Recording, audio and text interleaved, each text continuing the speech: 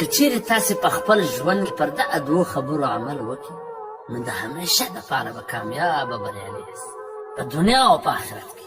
یو دا چې لمونځ مه پرېږده، په هر حال کې چې لمونځ مه پرېږده، چې په هر خدمت کې لګیا.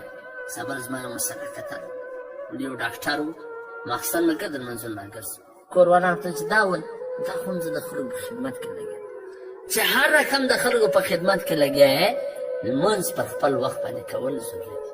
لمونځ مه پرېږدي، په یو صورت په یو حال کې لمونځ مه پرېږدي. یعنې لمونځ چې د داسې سخته مرضي و ناجوړي چې په اشاره سره کولی سې لا به کوې، پرېږدې به نه. نو د ژوند ټوله برکتونه به، ځکه د ژوند ټوله برکتونه په دې لمانځه کې دي. دویمه خبره د خپلو سترګو حفاظت کوه. دویمه خبره د خپل نظر، د خپلو سترګو حفاظت کوه، ځکه چې د ټولو ګناهونو بنیاد د دې ځای څه شروع کېږي. د زنا خطره، د لواطت خطره، د مشزنې خطره، د یعنې هره خطره د ګناه چې کومه ده هغه د دې سترګو سره.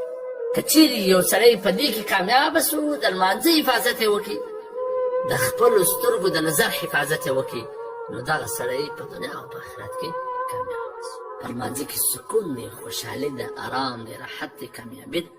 او د سترګې په حفاظت کې حلاوت، مټاس پروت، زړه به دې پر سکونه وي، خوشحاله وي.